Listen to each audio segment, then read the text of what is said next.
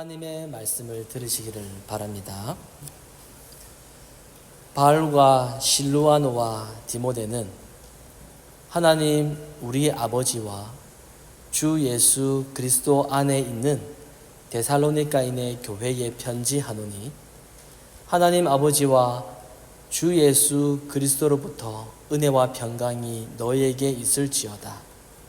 형제들아, 우리가 너희를 위하여 항상 하나님께 감사할지니 이것이 당연함은 너희의 믿음이 더욱 자라고 너희가 다 각기 서로 사랑함이 풍성함이니 그러므로 너희가 견디고 있는 모든 박해와 환난 중에서 너희 인내와 믿음으로 말미암아 하나님의 여러 교회에서 우리가 친히 자랑하노라.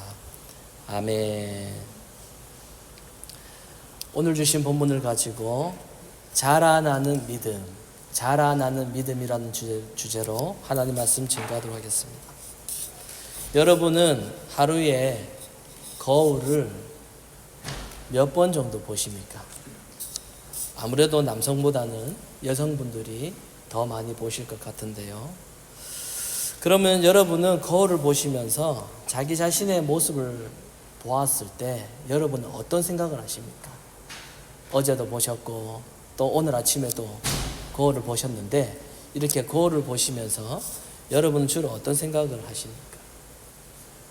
저는 거울에 비친 저 자신의 모습을 보면서 만족했던 적이 없습니다. 별로 없습니다.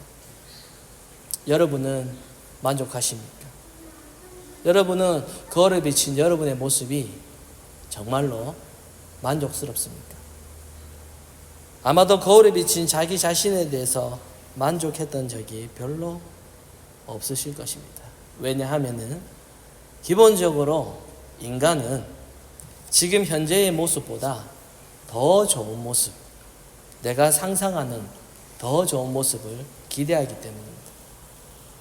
인간은 자기 자신에 있는 그 모습보다 더 나은, 지금과는 사뭇 다른 그런 자기 자신의 모습을 기대하고 상상합니다. 이것이 인간이 가지고 있는 환상입니다. 사람은 자신에게 주어진 현실에 대해서 늘 불만을 가지고 있기 때문에 다른 현실을 꿈꾸면서 상상하면서 살아가고 있습니다. 내가 남들처럼 좋은 집, 남들처럼 좋은 형편에 살지 못한 것에 대한 불만이 있으면 복권이라도 당첨되어서 좋은 집에서 좋은 차를 타면서 내가 하고 싶은 것을 하면서 살아가고 있는 자신의 모습을 상상합니다. 그래서 혹시나 하는 그러한 생각으로 복권을 사는 것입니다. 여러분 어릴 적에 그런 생각, 그런 대화 한번 해보셨죠? 아주 어릴 적에 친구들끼리 동네에서 앉아서 친구들끼리 너 1억 생기면 뭐 할래? 너 100억 생기면 뭐 할래? 이런 대화들. 현실에 만족하지 못하고 더욱더 좋은 그런 환경과 그런 상상을 하면서 흐뭇해합니다. 마치 자기가 그런 상황에 되어 있는 것처럼. 그러나 이러한 생각들은 우리가 하나님을 바르게 보지 못하게 하고 하나님이 우리를 지금 현재 살아가게 하신다라는 것을 잊어버리게 만듭니다.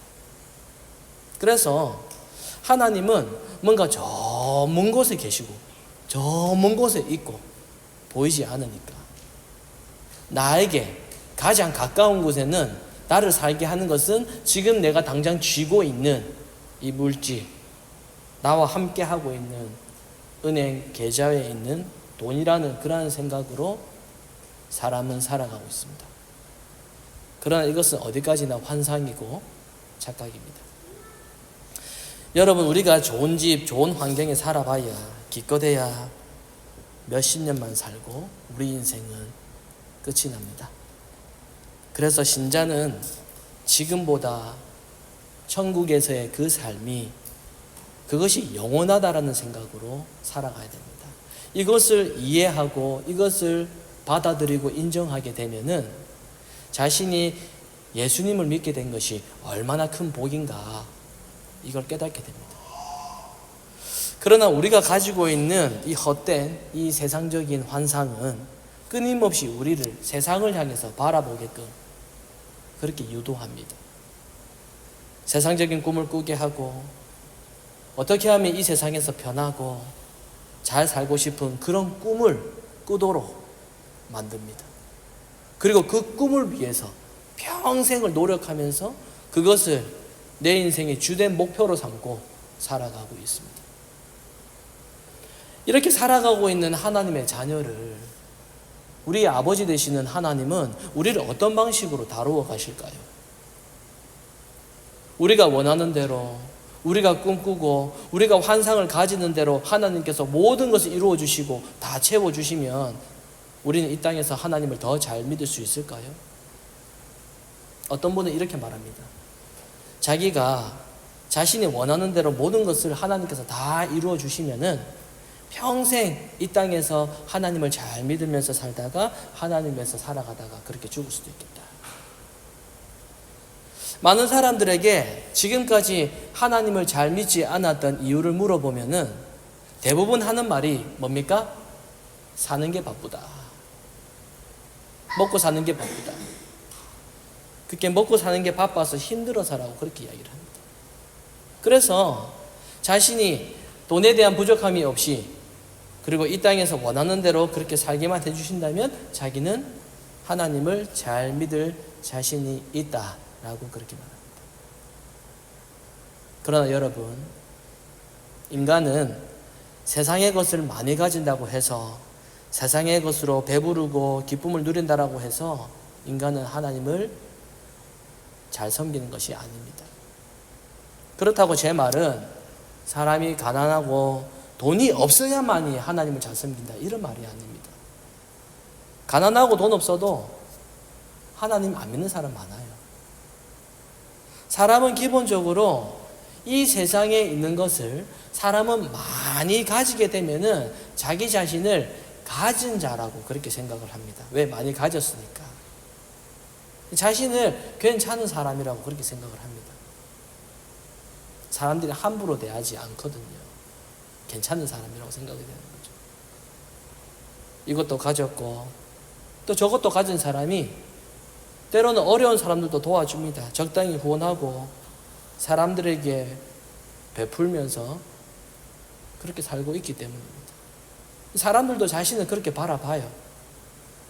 이렇게 오랜 세월을 살았던 사람들에게 그 사람이 평생도록 했던 그 모든 행위가 자기 자신을 위한 헛된 것이라고 그렇게 고백할 수가 있겠습니까? 자기 인생이 송두리째 부정이 되는데요. 내가 지금까지 사람들에게 도왔고 선행을 했고 이 모든 것들이 나 자신을 위한 것이었다 라고 그렇게 꼬꾸라질 수 있겠습니까? 다 부정이 되는데요. 믿음이 들어가면 그렇게 되는 거거든요. 여러분, 신앙이라고 하는 것은 자신을 가진 자로 여기는 순간 하나님을 믿을 수가 없어요. 내가 가진 자다 이렇게 생각하는 순간 하나님을 절대 믿을 수 없습니다. 하나님을 믿는다라는 게 뭡니까? 자기가 빈 껍데기라는 거거든요. 자기는 가진 게 없다는 말입니다. 자기는 죽은 자라는 말이에요. 그게 하나님 믿는다라는 거거든요. 근데 자신을 가진 자로 평생 동안 그렇게 생각하는 사람이 어떻게 자기 자신을 스스로 빈 껍데기라고, 나는 죽은 자라고, 나는 아무것도 아니라고 그렇게 고백할 수 있겠습니까?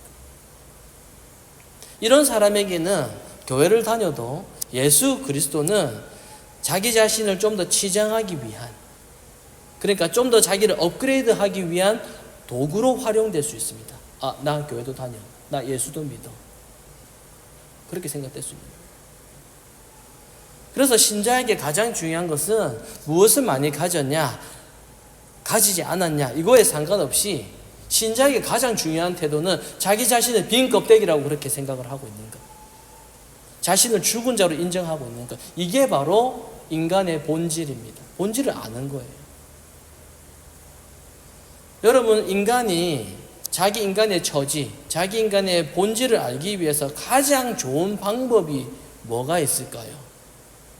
이미 경험해 보신 분은 잘 아시겠지만 인간이 자기 자신의 처지를 가장 잘 알 수 있는 방법은 실패입니다. 실패.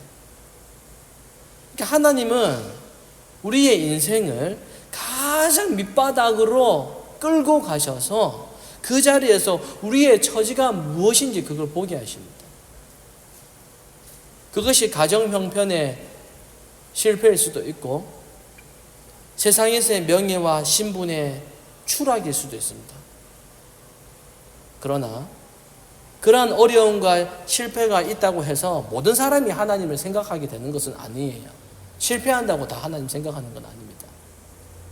오히려 그런 어려운 상황에 부딪히면은 세상을 향한 더 큰 불만을 가지고 원망을 가진 그런 사람들도 있죠. 그래서 하나님의 자녀들은 이 하나님의 자녀들을 가장 이 밑바닥까지 그렇게 추락시키는 그것은 사실은 믿음이에요. 실패도 믿음이 있어야 의미가 있는 거죠. 추락도 믿음이 있어야 의미가 있는 거죠. 그런데 하나님은 도대체 왜 자기 자녀를, 자기 백성을 왜 굳이 힘들고 어려운 상황으로 그렇게 끌어들이시는 것일까요? 우리의 생각과는 다르게. 그 이유는 시련과 고통 속에서도 예수 그리스도가 생명이라는 것을 믿고 그리스도로 인해 기뻐하게 하는 그 놀라운 복음의 능력을 드러내시기 위함입니다. 우리가 믿음을 가지고 이 땅에서 살아간다고 하더라도 어려운 일을 많이 당하게 돼요. 내 뜻대로 되지 않고 계획대로 되지 않고 때로는 큰 사고도 당하지 않습니까? 이렇게 하나님께서 신자들을 어려운 상황으로 그렇게 막 몰고 가시는 이유는 그 속에서도 그 어려움을 당하는 그 상황 속에서도 그리스도가 생명이라는 것을 고백하게 만들고 그리고 그것으로 기뻐하게끔 하게 하는 그게 뭐라고요? 복음의 능력을 나타내시기 위함이다.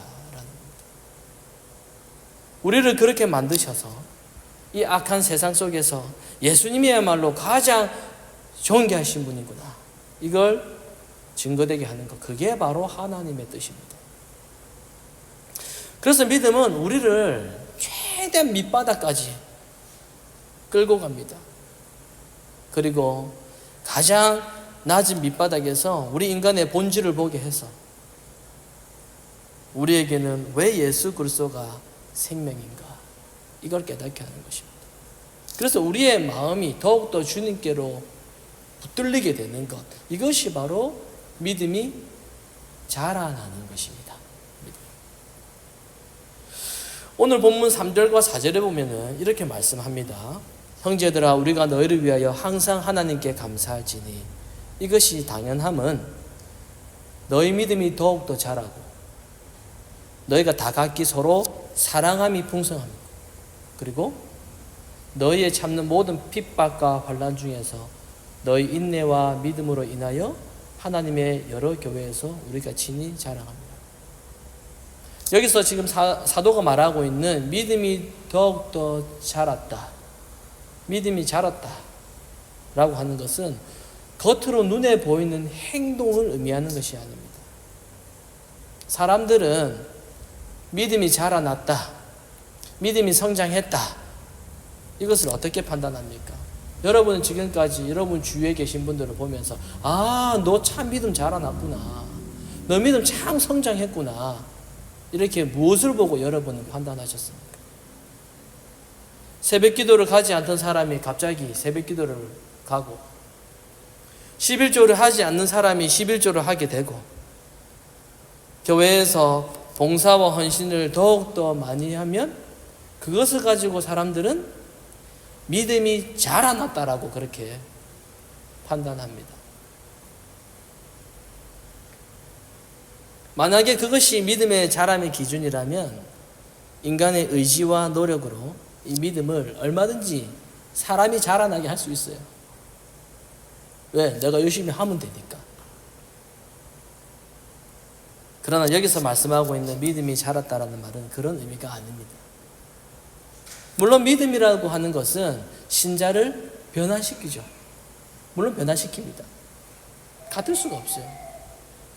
그래서 말씀도 보게 하고 또 믿음이 있으면 기도도 하게 되고, 그리고 교회 식구들에게 관심도 가지고 봉사할 수 있습니다.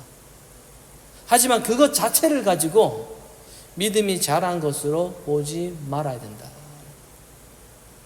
겉으로 보이는 행동을 가지고 믿음으로 여기게 되면은 결국 인간은 자신의 노력을 가지고 믿음을 만들어내려고 할 것입니다.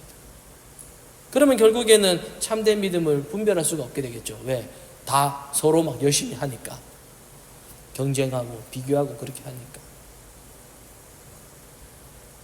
그래서 눈에 보이는 것은 인간이 얼마든지 꾸며낼 수 있습니다.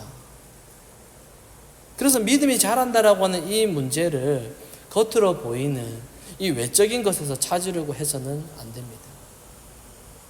믿음이 자라나는 것은 예수 그리스도와의 관계에서 생각해야 됩니다. 왜냐하면 믿음은 우리를 예수 그리스도와의 관계로 이 믿음이 우리를 이끌어가기 때문입니다. 이제 이 말은 무슨 말이냐면은 우리가 자기 스스로 예수님을 믿고 있는 것이 아니라는 뜻입니다. 우리가 내 의지로 예수를 믿고 있는 게 아니라는 거예요. 우리는 나의 의지로 예수님을 붙들고 있는 것이 아닙니다. 나의 의지와 나의 열심이 예수님을 의지하고 그렇게 바라보는 것이 아니라 이 믿음이라고 하는 것이 우리를 예수님께로 이끌고 가는 것입니다. 이끌고. 믿음은 하나님이 주신 거죠. 그래서 믿음이 자라난다, 믿음이 성장한다라고 하는 것은 뭔가 어떤 행위로 발전하는 것이 아니라 하나님의 그 크신 은혜가 내 안에서 더욱더 강하게 작용하는 것입니다. 더 강하게 깨달아지는 것입니다. 다가오는 것입니다. 은혜가. 그게 믿음이 자라는 거예요. 그 은혜가 나를 밑바닥까지 막 추락시켜서 나의 그 추악한 그 인간의 모습을 보게 만드는 것입니다. 인간의 모습을 알고 인간이 어떤 처지인지 인간의 처지를 보게 되면은 우리가 가지고 있는 환상이, 처음에 가졌던 그 환상이 얼마나 헛된 것인지 그걸 알게 돼요. 아무리 이 세상에서 성공하고 아무리 사람들이 부러워하는 인생을 산다고 해도 지금 하나님이 주신 나의 인생에 만족하지 못하고 또 다른 나의 인생을 꿈꾸면서 환상을 가지는 것이 그게 바로 죄구나, 이걸 깨닫게 되는 것입니다. 이렇게 자기 자신을 보게 되면은 이런 자신을 신자되게 하신 그 하나님의 은혜가 정말로 놀랍다라는 것을 깨닫게 되는 것이죠. 그러면 그 크신 사랑과 은혜로 인하여서 놀라운 기쁨이 내 마음속에서 감당할 수 없을 만큼 가득하지 않겠습니까?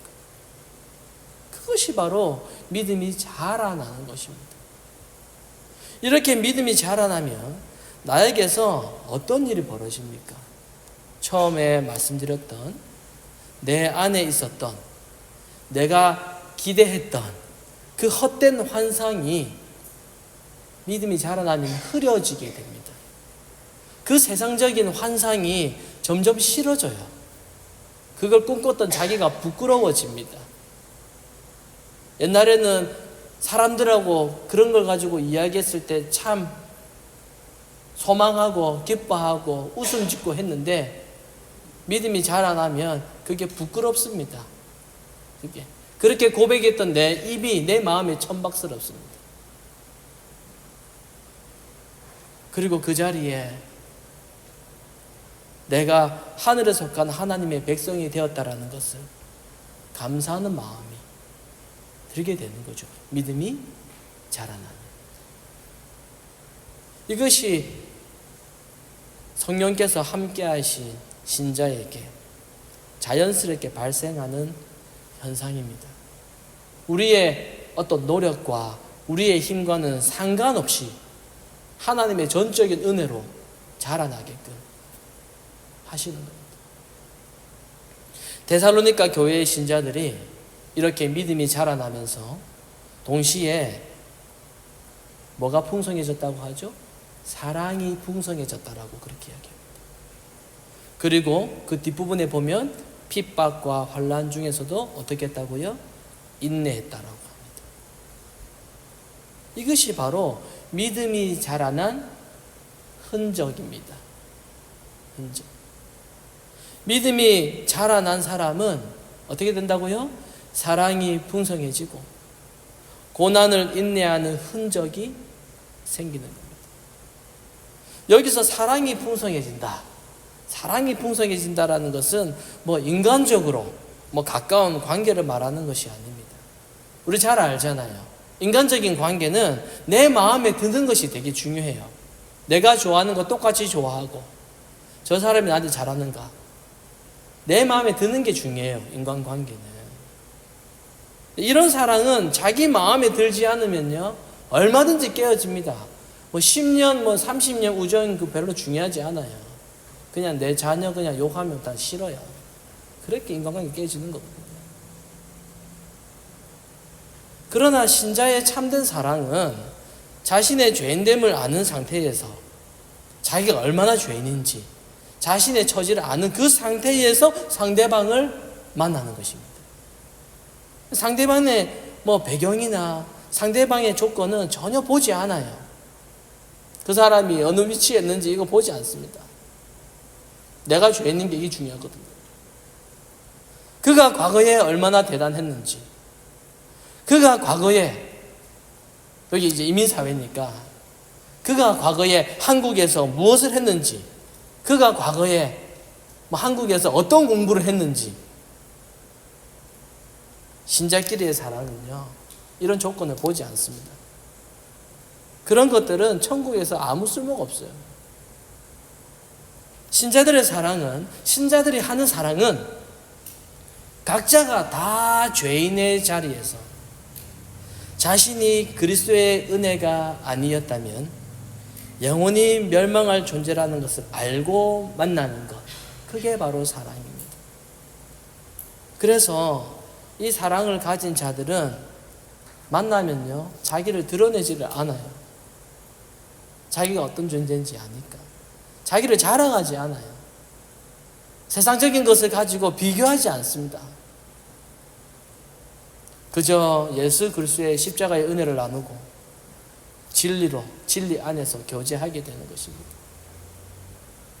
여러분, 믿음이 자라난다는 것은 바로 이러한 사랑이 풍성하게 나타나는 것입니다. 그리고 믿음의 자람의 또 다른 흔적은 시련과 환난 속에서도 인내하게 되는 겁니다. 이것은 여러분 어려움과 시련을 겪고도 막 억지로 견디고 그런 걸 말하는 것이 아닙니다. 자신에게 시련과 환난이 닥쳤을 때 자연스럽게 주님의 고난을 보게 돼요. 자연스럽게. 왜 나에게만 이렇게 힘든 일이 있지? 누구 탓하고 핑계대고 이게 아니고 자연스럽게 주님의 고난을 보게 됩니다.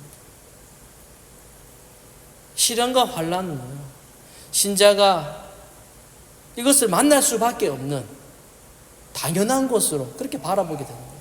그래서 신자는 인내하게 되는 거예요. 왜? 우리는 영원한 생명이 있거든요. 바로 이것이 믿음이 자라나면서 나타나는 흔적이고 현상들입니다. 신자가 이러한 믿음을 소유하게 되면 하나님께서 하시는 어떠한 일에 대해서도 받아들이게 됩니다. 고린도후서 1장 20절 말씀에 보면은 신자의 하나님 앞에서 우리의 태도에 대해서 말하고 있습니다. 우리가 하나님 앞에 어떤 태도를 가져야 되는가, 이렇게 말씀합니다.